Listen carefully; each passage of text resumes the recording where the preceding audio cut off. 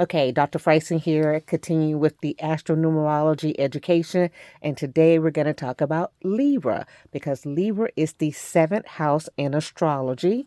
And therefore, we're going to talk about what dis-ease a person who has strong Libra placement, meaning Libra rising, or a lot of movement activity in Libra. So no matter where Libra is, or particularly a lot of activity or movement in the seventh house, which is the natal placement of Libra. Libra itself represents balance. So, what do you think a person who has Libra activity highlighted could deal with? Well, kidney function is the number one because we know that you have two kidneys which balance your fluid. So a person can have fluid problems, fluid retention, which leads to swelling in the legs.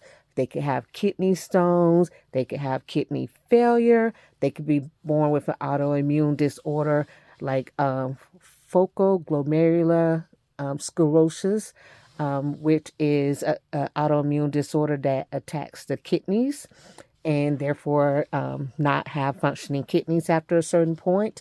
They could, in their life, obtain another disorder that impacts the kidneys, such as diabetes. Of course, obesity is associated with that number seven because obesity leads to kidney demise. Okay.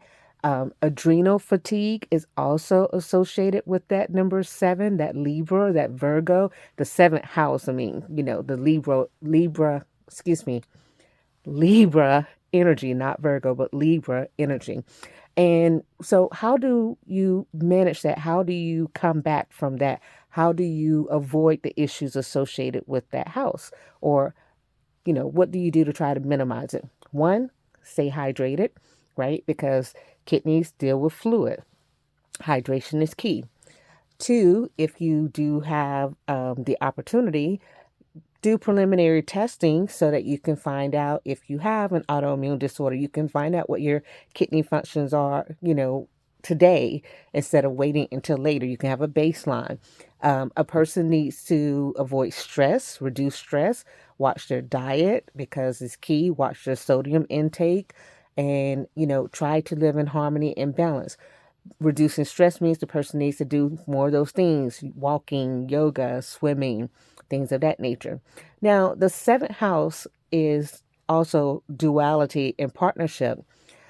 So, when you think about being in partnership with other people, a person who has a lot of activity in that seventh house could also see disease associated with other people, being in crowded situations like diseases that are airborne, transmitted, by like when COVID went around, when, it's getting a disease or into a circumstance that is detrimental to their health by partnership, not just the sexual organ, but there's other things that could happen, like they could be with a person.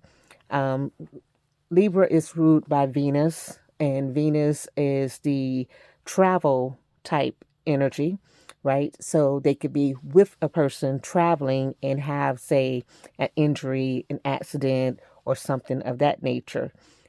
So that's something else to look out for if you have Libra seventh house activity heavy in your chart. Let me know if this resonates.